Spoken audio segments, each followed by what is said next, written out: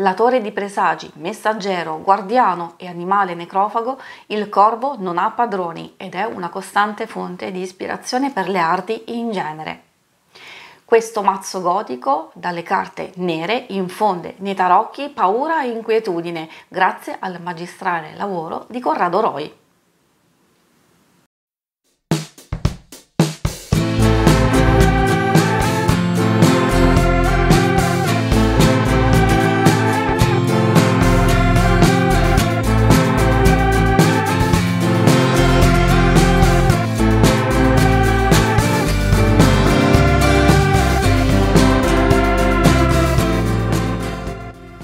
Ciao a tutti amici e amiche di YouTube, io sono Angela, benvenuti alla nuova puntata della Taroteca The Exoteric World.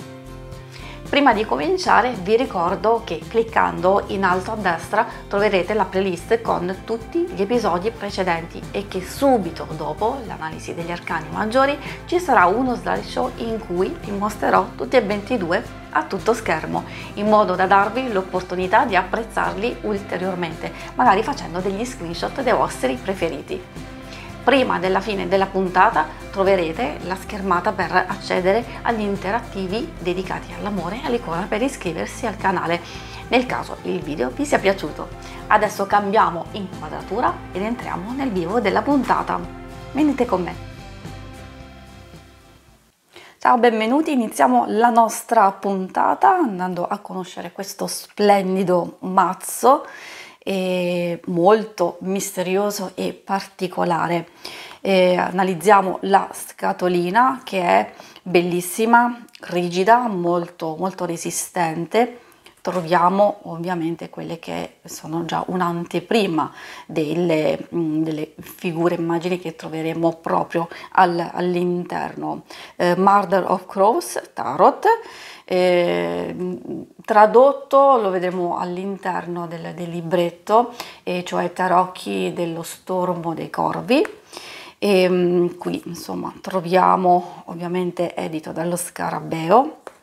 Troviamo appunto le varie indicazioni multilingue. Bellissimo questo packaging, perché ovviamente adesso andando ad aprire abbastanza facilmente, bello anche all'interno, come vedete qui quasi una visione ad infrarosso di questi corvi, molto interessante. Troverete all'interno, possiamo andare a chiudere la nostra scatolina così potete visionarla.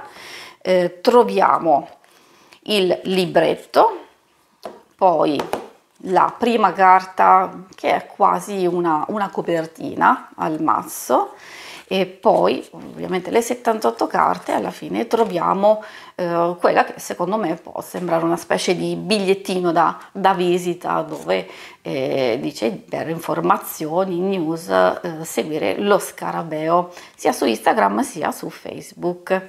Ecco, allora questo è il nostro mazzo che andremo a vedere successivamente, tutte le carte. Il libretto, ovviamente ci sono multilingue: inglese, italiano, spagnolo, francese, portoghese e dovrebbe essere russo. Di solito la parte in inglese è sempre più esaustiva, dico esaustiva tra virgolette, rispetto a quello che troveremo nelle altre lingue, quindi se conoscete l'inglese potete trarre qualche informazione in più. Invece per quanto riguarda, diciamo, l'italiano, c'è una piccola brevissima introduzione. Ovviamente diciamo, i testi sono di Charles Harrington, ovviamente l'arte splendida di Corrado Roy.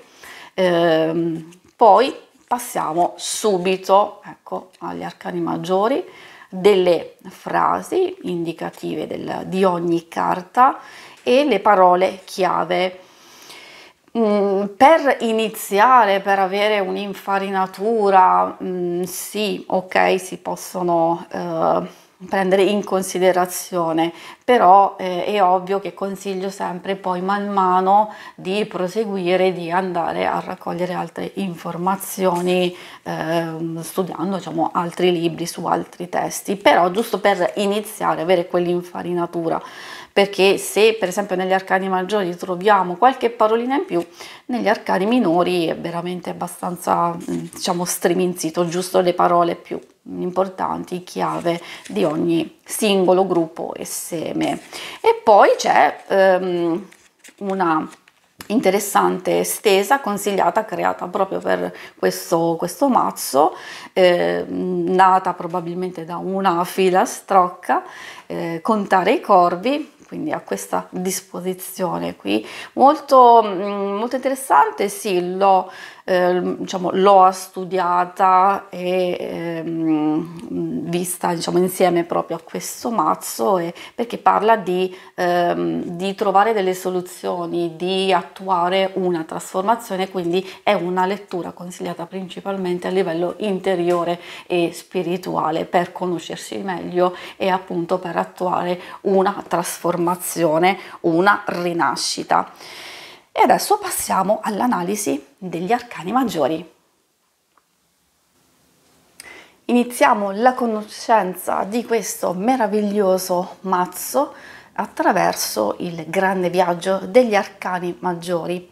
Qui potete vederli tutti e 22, vi ricordo che successivamente potete guardarli uno per uno perché ci sarà uno slideshow.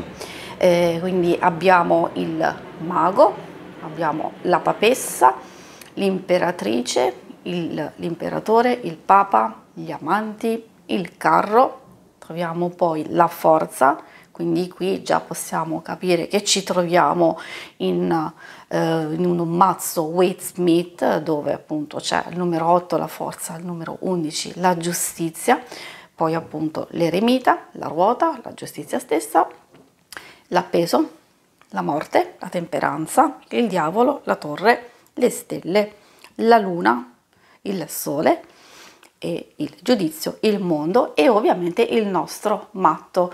Io lo metto sempre un po' da parte, voi sentitevi liberi di considerarlo appunto come zero all'inizio del percorso del viaggio appunto degli arcani maggiori, oppure come conclusione dopo il mondo. In qualsiasi caso rappresenta sempre un jolly, un collegamento, e secondo me è proprio l'inizio del viaggio stesso.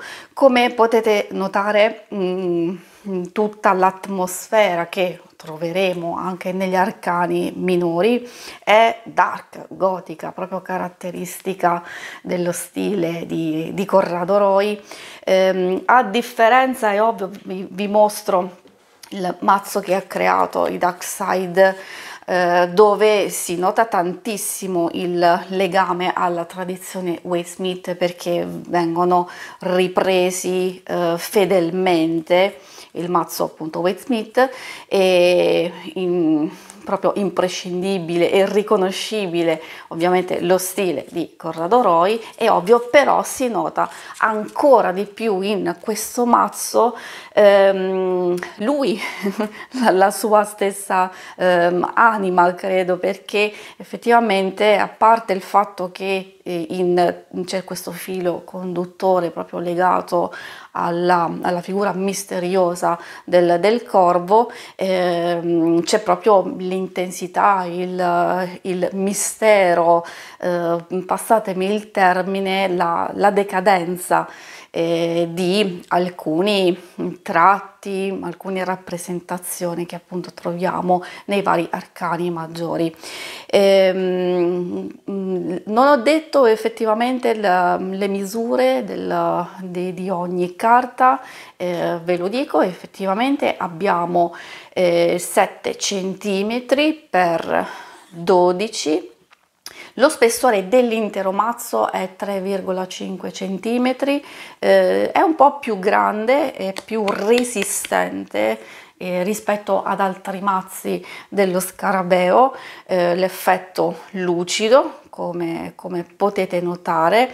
Il dorso troviamo un po' psichedelica questa immagine qui, un po' intricata, con questi grovigli che effettivamente vengono ripresi nel lato inferiore di ogni carta per creare una specie di banda dove andare ad inserire il numero stesso dell'arcano. Se avete fatto caso, effettivamente c'è solo il numero in romano, non viene indicato il nome della carta, quindi in realtà bisognerebbe appunto conoscerli. Questo non vuol dire che chi si trova per la prima volta ad usare questo mazzo non possa riuscirci assolutamente, però ovviamente bisogna riuscire ad intercettare le carte, e chi ha più esperienza, ovviamente guardando il numerino sotto o secondo me già vedendo le carte stesse, anche se appunto è dominante il tema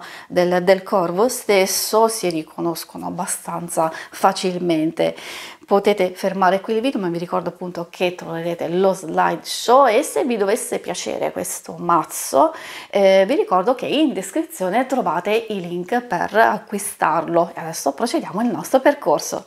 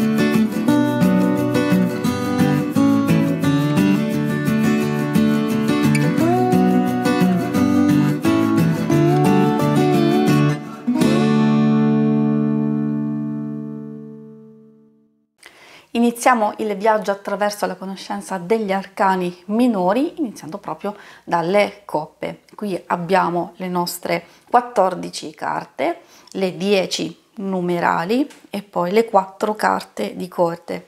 Come nei maggiori troviamo la parte inferiore che riprende appunto il retro delle carte, e diciamo però a differenza troviamo comunque i numeri che rappresentano le carte stesse, e troviamo il simbolo. In questo caso ci sono le coppe, esattamente questi calici che troviamo anche raffigurati nelle carte stesse. Si potrebbe fare un po' di difficoltà, questo è vero, però è solo secondo me una fase iniziale, magari appunto prendere atto e conoscenza delle carte stesse, quindi mettendole anche come sto facendo io in questo caso, vi può aiutare a prendere subito dimestichezza visiva e riconoscere le carte stesse. In alcuni tratti potreste avere anche difficoltà se magari conoscete appunto quelli diciamo tradizionali Waite-Smith, alcune proprio senza neanche guardare il numero sono facilmente riconoscibili, come appunto l'asso di coppe, il 2 di coppe. In altre circostanze si può fare un po' più di difficoltà, come l'8 di coppe, ma anche diciamo il 6, non ci si può assolutamente confondere con le carte di corte. In realtà troviamo il fante, il cavaliere, dove trovate il simbolino qui dell'elmetto, del cavallo e della coroncina, delle due coroncine diverse ovviamente per la regina e il re. E poi, trattandosi effettivamente del gruppo delle coppe, parliamo dei sogni, del mondo interiore, di quello che riguarda le emozioni. Quindi questo mazzo e questo seme con questa interpretazione ci mette proprio a contatto su tutto ciò che si muove dentro di noi, e anche riguardo gli affetti, perché no, diciamo l'amore stesso, l'amore diciamo in genere ovviamente. Quindi di analizzare in base alle varie letture tutto ciò che è dentro di noi. E adesso possiamo continuare il percorso andando a vedere i denari. Eccoci di fronte agli arcani minori dei denari, e quindi dopo le coppe e l'elemento acqua troviamo l'elemento legato alla terra, alla materialità. In tutto il mazzo ovviamente anche per come è stato creato e poi per stessa natura dei tarocchi si fa un viaggio, si fa un percorso in questo territorio cupo, o comunque di passaggio tra quello che è il nostro, che conosciamo e quindi che ci connette e ci può connettere a quello spirituale, a quello interiore, ma non solo, a quello che potrebbe anche far paura a volte, quindi alla morte, al passaggio, a una visione ultraterrena. E non deve assolutamente spaventare. È ovvio che è un mazzo, io dico anche per le figure essenziale, ma proprio per questo ci mette maggiormente in connessione con un lato oscuro, o un lato che noi ignoriamo, che conosciamo, che non conosciamo, e che quindi tante cose potrebbero essere analizzate proprio attraverso l'utilizzo di questo mazzo qui. Ed effettivamente in questo caso ci troviamo a contatto con tutto ciò che abbiamo, a prendere in considerazione e valutare effettivamente che cosa vogliamo realizzare e concretizzare nella nostra vita, e quindi fare questo percorso. Anche qui abbiamo le nostre carte numerali da 1 a 10 e poi le nostre carte di corte. Come già detto, effettivamente potremmo avere qualche difficoltà nella visione immediata e riconoscenza delle carte stesse, perché ad esempio vi faccio vedere che spesso non troviamo i semi disegnati come magari li troviamo in tanti altri mazzi. Ad esempio l'otto di denari, come vedete ci sono proprio rappresentati gli 8 denari nell'immagine, e invece qui troviamo più o meno quella che indicativamente è la stessa posizione del personaggio, questo sì, quindi inaffarato, concentrato a fare qualcosa, però non troviamo appunto i denari stessi, e questo proprio nella maggior parte, diciamo, tranne diciamo alcuni casi dove c'è il simbolo stesso. Potete fermare il video per visionarle meglio. Adesso noi poi proseguiamo il nostro percorso e andiamo a vedere i bastoni. Eccoci di fronte agli arcani minori dei bastoni. Siamo nell'elemento fuoco. Mi piace tantissimo quello che c'è scritto nel libretto, e cioè il regno della crescita.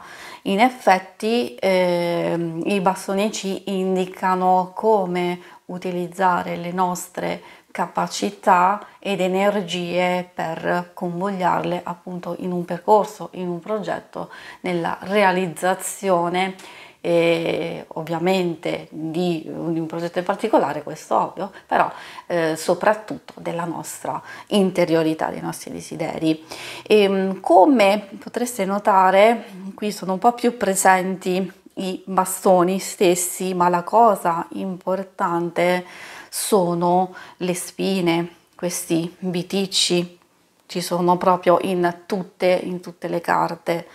Come se appunto noi per superare degli ostacoli, per portare avanti ed usare al meglio le nostre energie, la nostra passione, comunque dobbiamo superare queste spine, momenti difficili, non proprio, in pratica si tratta di sfide, di percorsi, di ostacoli, di voglia ed entusiasmo di procedere, diciamo, di andare avanti. Quindi questo forse è il seme che mi piace di più di tutti, anche proprio per il connubio tra bastoni e le spine stesse. Potete fermare il video in questo momento così per osservarli meglio e noi proseguiamo con l'ultimo gruppo, quello delle spade. Concludiamo il nostro percorso attraverso la conoscenza dell'ultimo gruppo, quello delle spade, chiamato nel libretto il Regno degli Enigmi, è legato all'elemento aria e troviamo delle immagini abbastanza angoscianti, come troviamo proprio nelle 10 di spade, anche l'8 di spade, il 9 è meraviglioso proprio che indica, come si vede da questa signorina, lo spavento, l'incubo, la preoccupazione. Il 10 proprio il dolore, non solo a livello interiore, qui ovviamente a livello metaforico, però abbiamo la rappresentazione fisica di un dolore. Sono molto belli, molto intensi anche questi, forse i gruppi che mi piacciono tanto di più, magari fatemi sapere nei commenti cosa ne pensate, sono proprio i bastoni e le spade. Qui troviamo come simbolo spesso in alcune carte l'edera. Probabilmente, allora, tendenzialmente è un simbolo di unione, di amicizia, di fedeltà, di un qualcosa che abbraccia e coinvolge, di tenacia, ecco, anche di tenacia. Probabilmente, come abbiamo trovato le spine nel gruppo precedente, l'edera qui deve essere sconfitta, tra virgolette, tagliata in quanto accezione all'avvinghiarsi a noi e quindi non farci vedere effettivamente con lucidità ciò che ovviamente dobbiamo considerare e valutare. Quindi è il mondo della logica, il mondo di usare la nostra mente, di non cadere appunto nelle trappole della mente e di usarla appunto a nostro vantaggio. Per concludere, è un mazzo secondo me super consigliato, ma a tutti, specialmente chi già conosce le carte, per ampliare i propri orizzonti. In tantissime sono riconoscibili proprio i tratti, diciamo, dominanti dei classici Waite Smith. Certo, in altri ci sono delle piccole differenze, però fondamentalmente come significato, anche se c'è un'interpretazione diversa, ci sta perfettamente con i significati tradizionali. E in alcuni casi, secondo me, prendere un quadernino e mettervi di fronte alle carte anche singolarmente e lasciare che loro vi infondano a livello istintivo delle ulteriori interpretazioni, ecco, questa è una pratica che sempre consiglio. Quindi, come vi dicevo, è consigliato a tutti. Poi per chi ama il genere dark, gotico, decadente, misterioso, non deve lasciarselo sfuggire, quindi per collezionisti, per neofiti anche, perché diciamo, magari vi possono dare degli spunti in più per iniziare. Poi effettivamente si può usare da solo come mazzo per indagare alcuni aspetti importanti, soprattutto secondo me il proprio lato ombra, o fare un percorso, un cammino a livello interiore, a livello spirituale, e poi quindi alla fin fine è consigliato un po' per tutti quanti. La qualità è ottima, abbiamo visto, le carte sono un po' scivolose, quindi potreste avere qualche difficoltà nel mescolamento, e poi potrete anche personalizzarlo, cioè prendere il mazzo e andare a colorare ogni singola carta di nero per dare quel tocco in più. Questi sono piccoli dettagli e consigli. Magari fatemi sapere nei commenti che cosa ne pensate di questo mazzo, e se volete potete anche andare a vedere tutte le altre puntate o tante altre cose che faccio sul mio canale, magari potreste trovare qualcosa di interessante. Se volete potete anche seguirmi su Instagram. Grazie a tutti, alla prossima, ciao!